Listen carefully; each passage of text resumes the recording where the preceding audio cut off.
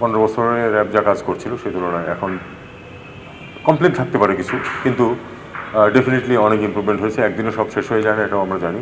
কিন্তু এই সরকারের প্রচেষ্টার কোনো অভাব নেই যে কারো যেন মানবাধিকার এইভাবে লঙ্ঘিত না হয়। ডিজিএফআইয়ের মতো প্রতিষ্ঠান পৃথিবীর প্রত্যেকটা দেশে আছে, এটা তারা বললেই তো হবে না। এইভাবে 40টা রিকমেন্ডেশন তারা দিয়েছে, যেগুলি আমাদের কাছে গ্রহণযোগ্য মনে হবে আমাদের এবং আমাদের পরের সরকারের কাছে, তারা সেগুলো করবে।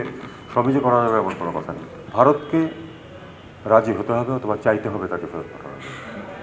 জোর করে রাজি না হলে আসলে তো করার কিছু নেই, আমরা রাজি করানোর চেষ্টা করতে থাকতে পারি। আসলে আমার তো মনে হয় না এই ধরনের কোনো সম্ভাবনা আছে, কারণ আমি দেখতে পাচ্ছি না কোনো অভিযোগ আসছে। কারণ র্যাব এর কাজে স্পষ্টতই অনেক ইমপ্রুভমেন্ট হয়েছে, এটা সবাই স্বীকার করে। 15 বছরে র্যাব যা কাজ করছিল সেই তুলনায় এখন কমপ্লেন থাকতে পারে কিছু, কিন্তু ডেফিনেটলি অনেক ইমপ্রুভমেন্ট হয়েছে। একদিনও সব শেষ হয়ে যায় না, এটাও আমরা জানি। কিন্তু এই সরকারের প্রচেষ্টার কোনো অভাব নেই যে কারো যেন মানবাধিকার এইভাবে লঙ্ঘিত না হয়, কেউ যেন গুম না হয়, কেউ যেন বিচার বহির্ভূতভাবে যেন হত্যা করা না হয়। সে ব্যাপারে আমাদের কমিটমেন্ট 100% আছে। 100% কমিটমেন্টের পরেও হয়তো 100% সবসময় ফলাফল পাওয়া যায় না, এটা হতে পারে। কিন্তু আপনারা বিরাট ইমপ্রুভমেন্ট সবাই লক্ষ্য করেছে, আমি শিওর যে আপনারাও লক্ষ্য করেছেন। আর ওইটা যেটা প্রথমে যেটা বলছিলেন, এটা একটু প্রসেসের ব্যাপার আছে, প্রসেসটা চলছে, দেখা যাক আমরা কতটুকু অ্যাচিভ করতে পারি। স্যার, 29 জন বিচার বহির্ভূত হত্যাকাণ্ডের শিকার হয়েছে বাংলাদেশে গত 11 মাসে। আইন ও সালিশ কেন্দ্রের আজকের প্রতিবেদন, মানে আপনাদের এই গত 11 মাসের কথা বলছি। এর ভিতরে একদম আমাদের যে সম্মিলিত force, joint force, police, coastguard সবার হাতে এই ঘটনা ঘটছে। ফলে এই মানবাধিকার পরিস্থিতিকে আপনারা কিভাবে দেখছেন এবং এটা নিয়ে আমাদের ডেভেলপমেন্ট পার্টনার বা হিউম্যান রাইটস অর্গান যারা আছে তাদের কাছ থেকে কি ধরনের বার্তা পাচ্ছেন? এটা ডিটেলস আমি বলতে পারবো না, যেহেতু আমার কাছে তত ডিটেলস তথ্য নেই। হোম মিনিস্ট্রি হয়তো আরও ভালো বলতে পারবে। কোনো প্রতিষ্ঠান অন্তত আমার লেভেল পর্যন্ত কোনো ধরনের কমপ্লেইন এখন পর্যন্ত আমি পাইনি। মাননীয় উপদেষ্টা, আমার 3টা প্রশ্ন, আমি একটা একটা করে করি। তৃতীয়টা বলতে বলতে আমি তো প্রথমটা ভুলে যাবো, তাহলে তৃতীয়টাই আগে শুরু করি। মার্কিন সহকারী পররাষ্ট্রমন্ত্রী আপনার পল কাপুর, তার আসার কি কোনো, আমরা এক ধরনের স্পেকুলেশন বিভিন্ন জায়গায় পাচ্ছিলাম, তিনি কি বাংলাদেশ সফরে আসছেন? এটা একেবারে অফিসিয়াল লেভেলে একটা ছোটোখাটো সফর, এটা যখন হবে আপনাদেরকে জানানো হবে। এটা নিয়ে স্পেকুলেট করার কি দরকার? সেটা কি এই সপ্তাহেই? আমি অন্ততপক্ষে এই সপ্তাহেই এরকম কোনো তথ্য আমার কাছে নেই।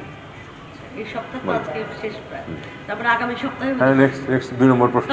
2 নম্বর প্রশ্ন হচ্ছে মাননীয় উপদেষ্টা, দুটা, আপনারা অলরেডি পররাষ্ট্র মন্ত্রণালয় থেকে বিজ্ঞপ্তি দেওয়া হয়েছে যে রোমানিয়ার ভিসা এখন থেকে আরও 3টা দেশ থেকে পাওয়া যাবে, কিন্তু প্রশ্ন একই থেকে যায়, সেই 3টা দেশেও ভিসা পাওয়া খুব সহজ এখন আর নাই আগের মতো। আর ইউকের 9টা ইউনিভার্সিটিতে বাংলাদেশি ছাত্র নেওয়া স্থগিত বা কোথাও নিষেধাজ্ঞা এরকম দেওয়া হয়েছে। এটা আমাদের ইমেজের আসলে কতখানি ক্ষতি করছে এবং মন্ত্রণালয়ের আসলে এই বিষয়ে কি করা আছে?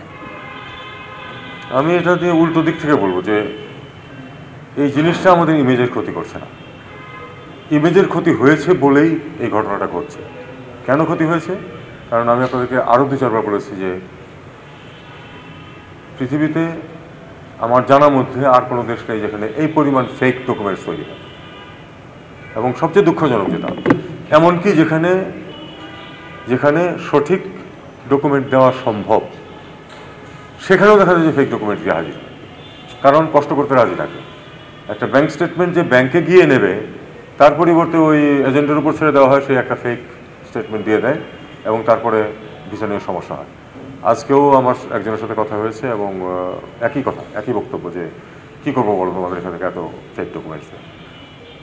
এই ব্রিটেনের ব্যাপারটাও তো আপনারা দেখেছেন যে বলা হচ্ছে যে এমনকি IELTS-এর রেজাল্ট পর্যন্ত ফেক সাবমিট করা হচ্ছে। কাজে এই ব্যাপারে আমি মনে করি না যে আমার মিনিস্ট্রির খুব বেশি কিছু করার আছে, কারণ আমরা যদি আমাদের এই ফেক ডকুমেন্টস তৈরি করার প্রসেসটাকে বন্ধ করতে না পারি, যেটা আমার এখতিয়ার বহির্ভূত, ততক্ষণ পর্যন্ত এই সমস্যা চলতেই থাকবে। সমস্যাটা এসে আমার ঘাড়ে চাপে প্রায়, কারণ জেনুইন যারা ভিসা পাওয়ার কথা তারাও সাফার করে, কারণ তাদেরও কাগজপত্র খুঁটিয়ে খুঁটিয়ে দেখা হয়। আমি যেটা বলছিলাম রোমানিয়ার ভিসার বিষয়টা, যে রোমানিয়ার ভিসা পেতে আমার মনে হয় আমি যে উত্তর যেটা দিয়েছি that applies to that also, কারণ ওই দেশগুলির মধ্যে একটার সাথে আমার কথা হয়েছে, তারা একই কথা তুলেছে, তোমাদের এত ফেক ডকুমেন্টস। ভিয়েতনাম তো পুরো বন্ধ এখন, প্রায়। কেন বন্ধ? এইসব কারণেই বন্ধ। মাননীয় উপদেষ্টা, আপনার ভিসার জন্য আপনার নিউ দিল্লি থেকে কিছু অফিসিয়ালস এসেছে, তারা বিএফএস এ কাজ করছে ভিসার জন্য, এরকম নিউ দিল্লি আমরা শুনুন, আমরা আসলে চেষ্টা করছি প্রত্যেকটা দেশের সাথে যাদের এখানে মিশন নেই অথবা দিল্লি থেকে বিশেষ করে যাদের কাজ করতে হয়, যেহেতু আমাদের ভারতে ভিসা একটা বড় সমস্যা হয়ে দাঁড়িয়েছে, বিশেষ করে ওই যে 2 এন্ট্রি ভিসা লাগে। মাননীয় উপদেষ্টা স্যার, আপনি আমরা চেষ্টা করছি যে প্রতিটি জায়গাতেই যদি তারা এখানে, আমি কাউকে রিকোয়েস্ট করেছি যে তোমরা একজন অফিসার দিয়ে একটা জাস্ট কনসুলেট খোলো বা মিশন খোলো সিডিএ লেভেলে, একজন অফিসার দিয়ে। সেটা খুব বেশি ব্যয়বহুল তোমাদের জন্য হবে না, কিন্তু আমাদের অনেক সুবিধা হতে পারে, তোমাদেরও অনেক সহজ হতে পারে। দেখা যাক কতটুকু পারে। এটা খুব সময় লাগে প্রত্যেকটাই। একটা মিশন খোলার জন্য আমাদেরও, ইভেন কনসুলেট খোলার জন্য বছরের বেশি সময় লাগে প্রসেসিং, আমাদের সিদ্ধান্ত গ্রহণের পরে।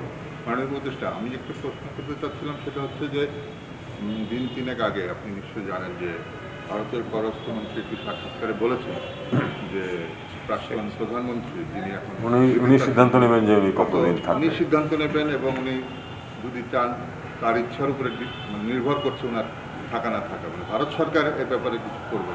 তা আপনারা তো চিঠি দিয়েছেন এক্সট্রাডিশনের জন্য, তো এখন ওনার এই মন্তব্যের পরে আসলে আপনাদের অবস্থানটা কি? আমরা কি করতে পারি বলুন? না, এটা কি করণীয় সেটা তো আপনি করণীয় তেমন কিছু আসলে নেই, কারণ ভারতকে রাজি হতে হবে অথবা চাইতে হবে তাকে ফেরত পাঠানোর। আমরা সেটা জোর করে করার কিছু নেই, তাই তো? রাজি না হলে আসলে তো করার কিছু নেই, আমরা রাজি করানোর চেষ্টা করতে থাকতে পারি, এইটুকু। ভারত রাজি করানোর চেষ্টা করছে, দ্যাটস হোয়াট ইউ সেইং। আপনি লাস্টে যেটা চেষ্টা চালিয়ে যেতে পারবো, এইটুকুই, এর চেয়ে বেশি কিছু করতে আর পারবো না। আমেরিকাতে অনেকদিন ধরে আমাদেরকে দিসুমিয়ার সিগনেচার, মানে এই এগ্রিমেন্টের জন্য বলছে, এটা আমাদের লেটেস্ট অবস্থানটা কি? এটা বরং আর একটু অগ্রগতি হোক, তখন না হয় আপনারা আমাকে আলোচনা জিজ্ঞেস করবেন। চলছে তো? এটা নিয়ে তো আলোচনা তো চলছে অনেকদিন যাবতীয়। মাননীয় উপদেষ্টা, একটা বিষয় একটু জিজ্ঞেস করতে চাচ্ছি, সেটা হচ্ছে আমরা গেল প্রধানমন্ত্রী এবং উপপ্রধানমন্ত্রী সরকার উনি বলেছেন যে ভারতকে জোট তারা করতে চায়, তো এই বিষয়ে বাংলাদেশ জানে কিনা এবং বাংলাদেশের অবস্থান একটু বলেছেন, পত্রিকাতে আমরাও দেখেছি, এটুকুই আপাতত। এটা তো প্রথম প্রস্তাব, সেটা সেই গ্রুপিংটা বাস্তবও হতে হবে, কারণ ভারতকে বাদ দিয়ে নেপাল বা ভুটানের পক্ষে কি আসলে পাকিস্তানের সাথে কোনো একটা গ্রুপিং করা সম্ভব? আমাদের কথা বাদ দিন, আমাদের পক্ষে সম্ভব। থিওরিটিক্যালি যদি আমরা ধরি আমাদের পক্ষে সম্ভব, ভারত বা নেপাল বা ভুটানের পক্ষে তো সম্ভবই না, কারণ তাদের পক্ষে অ্যাক্সেসই নাই অন্য কোনো কিছু।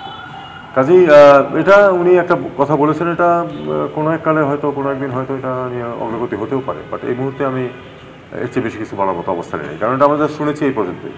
মাননীয় উপদেষ্টা, শেখ হাসিনার থার্ড কান্ট্রি রিসেটলমেন্ট নিয়ে একটা আলোচনা চলছে, বিশেষ করে ভ্লাদিমির পুতিনের ভারত সফরের পরে এই আলোচনাটা একটা, সেটা একটু বলেন। দ্বিতীয়ত হচ্ছে ইউরোপের অনেকগুলো অ্যাম্বাসাডার একসঙ্গে এসে আপনারা দায়িত্ব দিয়ে বলেছিলেন যে ইউরোপের বিভিন্ন দেশের ভিসা যেগুলো আমাদের দিল্লি থেকে নিতে হয় সেগুলো আমাদের শিক্ষার্থীরা বা পর্যটকরা এখান থেকে নেবে, এটা আমি 9 মাস আগের কথা বলছি, সেইটা আসলে কি হলো? বা তারপরে যে ভিসাটা একেবারেই তো ওই দেশের সিদ্ধান্তের প্রশ্ন, আমরা তাদেরকে পারসুয়েট করার চেষ্টা করতেছি যে, যেমন আমি বললাম যে কাউকে বলছি যে তোমাদের সাথে অনেক ভিসা আদান প্রদান হয়, তোমরা একটা ছোট্ট মিশন খোলো এখানে, অথবা বলছি যে অন্যান্য দেশে অ্যালাউ করো, যেমন কোনো কোনো দেশে অ্যালাউ করছে কিন্তু সেই দেশেও তো আমাদের কারণেই ভিসা রেস্ট্রিকশন হচ্ছে, কাজেই তাদেরকে তো আমি দোষারোপ করতে পারি না। এখানে মিশন খুললে আমাদের জন্য একটু সহজ হতো, তবে মিশন খোলা যেটা বললাম যে অনেক দীর্ঘ সময় সাপেক্ষ ব্যাপার, এমনকি আমরা যখন কোনো মিশন খুলতে যাই কোনোখানে সিদ্ধান্ত নেওয়ার পরেও অনেক সময় লাগে, আর সিদ্ধান্ত নেওয়াও খুব সহজ না, কারণ এর সাথে আর্থিক বিষয়াদি জড়িত। মিশন খুলতে যাবে ওদের ফরেন মিনিস্ট্রি, টাকা যদি না দেয় ফাইন্যান্স মিনিস্ট্রি, তাহলে কিন্তু খুলতে পারবে না। আমাদেরও এক্স্যাক্টলি তাই অবস্থা, আমাদের অনেকগুলি মিশন কিন্তু প্রাথমিক অ্যাপ্রুভাল হয়ে আছে, কিন্তু আমরা যেহেতু ফাইন্যান্স থেকে আর্থিক অনুমোদন পাইনি এবং সেটা আমরা রেকগনাইজ করি যে এই মুহূর্তে সম্ভব না। আজারবাইজান বোধহয় খুলছে এখানে একটা কনসুলেট। আজারবাইজান এখানে একটা কনসুলেট খুলবে এরকম আশা করছি আমরা, দেখা যাক। আমার তো ওই প্রশ্নটা থার্ড কান্ট্রি রিসেটলমেন্ট শেখ হাসিনা, এটাও তো আমার কিছু করার নেই, বা বাংলাদেশেরও খুব বেশি কিছু করার নেই এই ব্যাপারে। আমরা তো চাই যে উনি ফেরত আসুক।